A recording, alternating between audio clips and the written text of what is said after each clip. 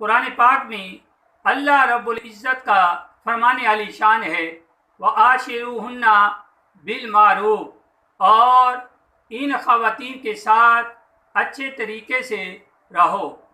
جس طرح بیوی کو لازم ہے کہ وہ اپنے شوہر کے حقوق ادا کرے، اسی طرح شوہر پر فرض ہے کہ وہ بھی اپنی بیوی کے حقوق ادا کرے۔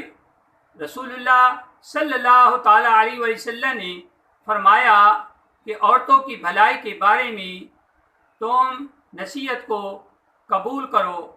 عورت کو پسلی سے پیدا کیا گیا۔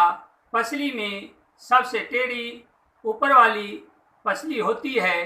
اگر تم اس کو سیدھا کرنے کی کوشش کرو گے تو تم اس کو توڑ دو گے، اور اگر تم اس کو اس کے حال پر چھوڑ دو گے تو وہ ٹیڑھی رہے گی۔ تم عورتوں کے بارے میں نصیحت کو قبول کرو۔ شوہر کا فرض ہے کہ بیوی کا نفقہ ادا کرے، یعنی کھانا، کپڑا اور رہنے کے لیے مکان دے، اور اپنی بیوی کا حق میں ادا کرے اور آخرت کے مواخذہ سے ڈرے۔ اور بیوی کا نفقہ اور خرچہ بند کرنا بدترین گناہ ہے۔ اسی طرح بیوی کو ستانا، مارنا، ظلم کرنا گناہ ہے۔ رسول اللہ صلی اللہ علیہ وسلم نے فرمایا سب سے برا آدمی وہ ہے جو اپنی بیوی کو ستائے۔ شوہر پر لازم ہے کہ اپنی بیوی کے جذبات کا خیال رکھے اور زیادہ دنوں تک بیوی سے جدا نہ رہے۔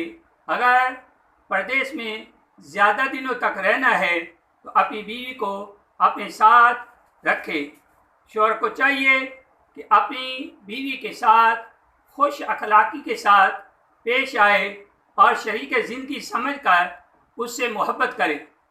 رسول خدا صلی اللہ تعالیٰ علیہ وسلم کو اپنی بیوی حضرت خدیجہ الکبریٰ رضی اللہ تعالیٰ عنہا سے بے حد محبت تھی۔ آپ ان کی وفات کے بعد بھی ان کو یاد فرمایا کرتے تھے۔ اسی طرح ام المومنین حضرت عائشہ صدیقہ رضی اللہ تعالیٰ عنہا سے آپ کی محبت کا یہ عالم تھا کہ آپ ان کی تکلیف کو اپنی تکلیف خیال کرتے تھے۔